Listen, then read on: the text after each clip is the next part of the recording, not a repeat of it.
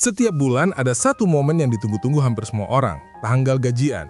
Rasanya lega saat notifikasi masuk, saldo rekening bertambah, seolah semua kerja keras terbayar. Tapi anehnya, beberapa hari kemudian saldo itu seperti menguap. Entah kemana uangnya pergi. Kalau ditanya, banyak orang akan bilang, ya buat kebutuhan sehari-hari lah. Tapi benarkah itu semua kebutuhan? Atau sebenarnya banyak yang hanya keinginan, tapi kita salah memberi label?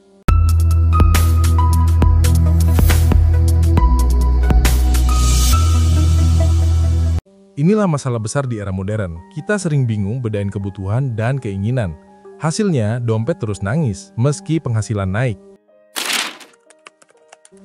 Realita kehidupan modern.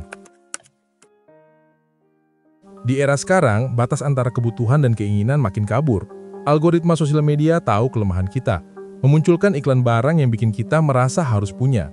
Dari diskon kilat sampai limited edition, semua dirancang biar kita cepat beli.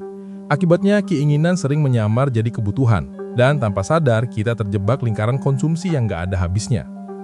Dulu, hidup lebih sederhana, kebutuhan jelas, makan, minum, pakaian, tempat tinggal.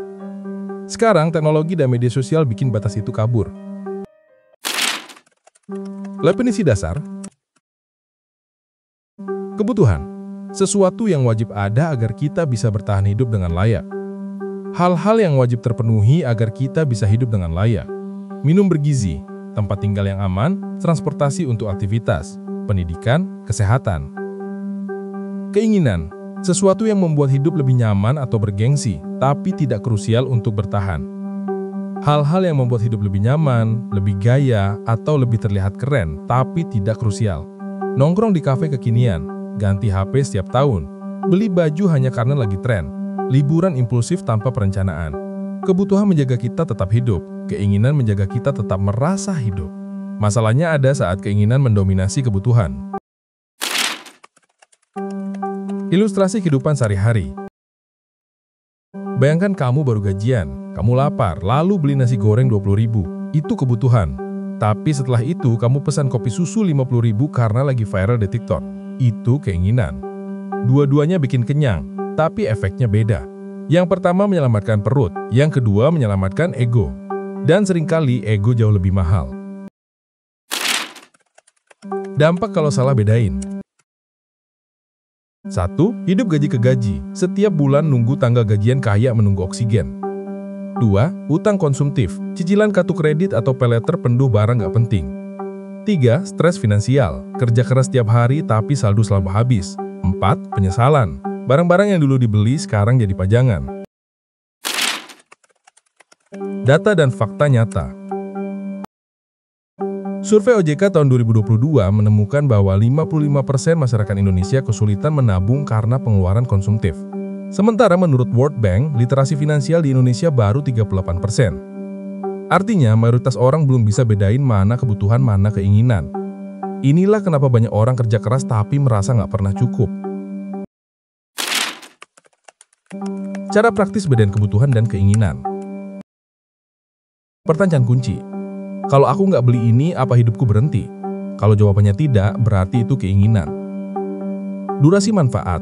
Kebutuhan punya manfaat yang nggak panjang, keinginan sering bikin puas hanya sebentar. Delay 24 jam. Kalau masih kepikiran setelah 24 jam, mungkin itu penting. Kalau hilang, berarti hanya dorongan sesaat. Budgeting 50-30-20. 50% kebutuhan, 30% keinginan, 20% tabungan atau investasi. Dengan begitu, kamu tetap bisa menikmati keinginan, tapi tanpa bikin dompet nangis.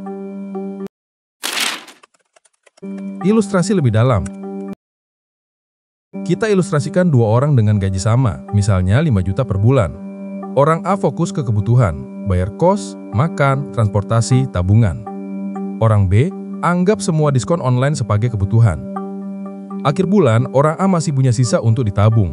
Orang B stres karena harus gali lubang tutup lubang. Gajinya sama tapi mindsetnya beda.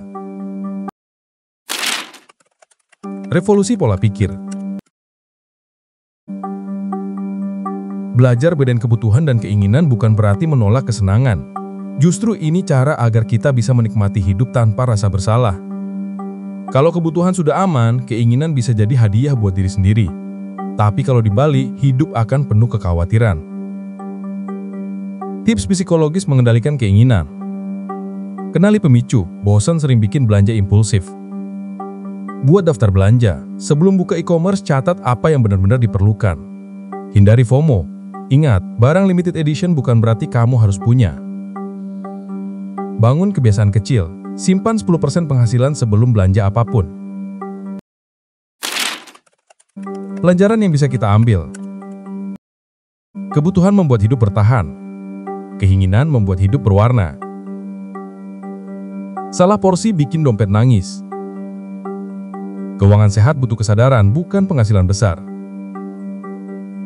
Belajar kontrol keinginan itu investasi jangka panjang. Keinginannya boleh ada, tapi jangan sampai jadi prioritas utama. Kalau kamu pengen finansial lebih sehat, mulai dari hal sederhana, bedain kebutuhan dan keinginan. Bukan soal besar gaji, tapi seberapa pintar kita ngatur. Terima kasih sudah menonton, sampai ketemu di video berikutnya.